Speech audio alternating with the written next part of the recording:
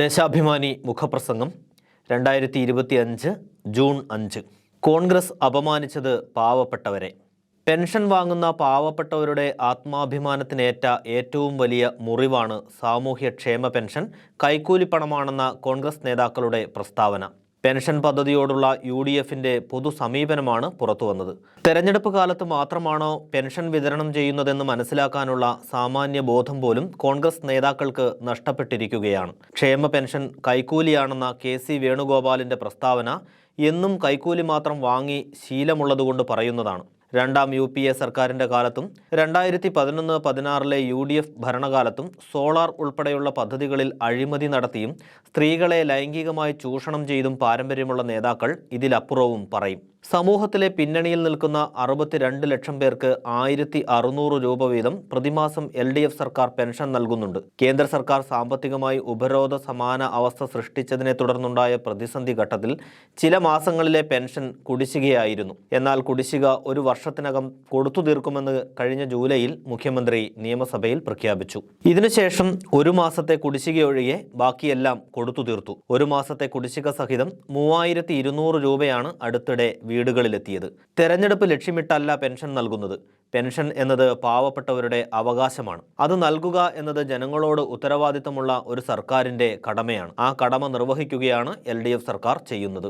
ക്ഷേമ pension കൈക്കൂലിയാണെന്ന KC വേണുഗോപാലിന്റെയും VD സതീശന്റെയും പ്രസ്താവന സാധാരണക്കാരോടുള്ള വെല്ലുവിളിയാണ്. പെൻഷൻ ഗുണഭോക്താക്കളെ വില കുറച്ചു കാണുന്ന UDF സാധാരണക്കാരുടെ കൂടെയല്ല എന്നതിന്റെ തെളിവാണിത്. പരാജയ ഭീതിയിലായി സമനില തെറ്റിയ കോൺഗ്രസ് 62 ലക്ഷം കുടുംബങ്ങൾക്ക് ആശ്വാസം നൽകുന്ന ക്ഷേമ പദ്ധതിയെ പരിഹസിക്കുകയാണ്. ക്ഷേമ പെൻഷൻ ദൂർത്താണെന്ന നിലപാടാണ് എന്നും കോൺഗ്രസ് സ്വീകരിച്ചത്. തെരഞ്ഞെടുപ്പിൽ വോട്ടു നേടാനായി വാഗ്ദാനങ്ങൾ നൽകുന്ന UDF അതൊരിക്കലും പ്രായോഗിക തലത്തിൽ നടപ്പാക്കാറില്ല. 2011-16 UDF ഭരണത്തിൽ 600 രൂപയായിരുന്ന പെൻഷൻ പോലും വിതരണം ചെയ്യാതെ 18 മാസമാണ് കുടിശ്ശികയാക്കിയത്. 9 വർഷത്തിനിടെ LDF സർക്കാർ പെൻഷൻ നൽകാൻ അനുവദിച്ചത് 72,000 കോടി രൂപയാണ്.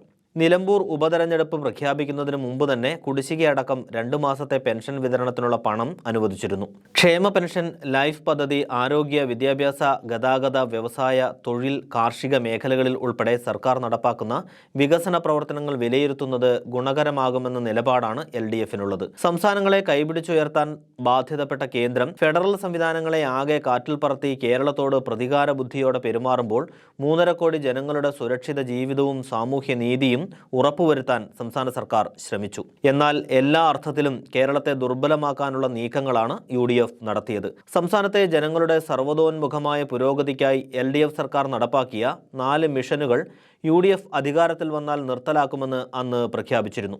2021 നിയമസഭാ തെരഞ്ഞെടുപ്പ് സമയത്താണ് 4 മിഷനുകളും നിർത്തലാക്കുമെന്ന് അന്നത്തെ UDF കൺവീനർ MM ഹസനും പ്രതിപക്ഷ നേതാവ് രമേശ് ചെന്നിത്തല ഉൾപ്പെടെയുള്ളവരും പരസ്യമായി പ്രഖ്യാപിച്ചത്. അഴിമതിയും വികസന മുരടിപ്പും കെടുകാര്യസ്ഥതയും മുഖമുദ്രയാക്കിയ UDF ഭരണം തകർത്ത കേരളത്തെ പുനർനിർമ്മിക്കുന്നതിനായി LDF സർക്കാർ തയ്യാറാക്കിയ ലൈഫ്, ആർദ്രം, ഹരിത കേരളം, പൊതുവിദ്യാഭ്യാസ സംരക്ഷണ യജ്ഞം എന്നീ 4 മിഷനുകളാണ് നിർത്തലാക്കുമെന്ന് UDF പ്രഖ്യാപിച്ചത്. 2 പ്രളയവും കോവിഡും തകർത്ത കേരളത്തെ വികസന രംഗത്ത് കുതിച്ചുചാട്ടത്തിന് സജ്ജമാക്കിയതായിരുന്നു ഈ മിഷനുകൾ. ഈ 4 മിഷനുകളിൽ ഏതെങ്കിലും ഒന്നിന്റെ നേട്ടം ലഭിക്കാത്ത ഒരു മലയാളി പോലും ഇല്ല എന്നതാണ് യാഥാർത്ഥ്യം. അതുതന്നെയാണ് LDF സർക്കാരിന്റെ വിജയവും. മിഷനുകൾ നിർത്തലാക്കുമെന്ന് പ്രഖ്യാപിച്ച് നിയമസഭാ തെരഞ്ഞെടുപ്പിനെ നേരിട്ട UDFന് കനത്ത തിരിച്ചടിയാണ് 2021 ജനങ്ങൾ നൽകിയത്. ക്ഷേമ പെൻഷൻ വോട്ടിനുള്ള കൈക്കൂലിയാണെന്ന് UDF നേതാക്കളുടെ ആക്ഷേപത്തിന് ഇത്തവണ നിലമ്പൂരിലെ വോട്ടർമാർ 2021 സമാനമായ മറുപടി നൽകി പ്രതികരിക്കുമെന്ന് ഉറപ്പാണ്.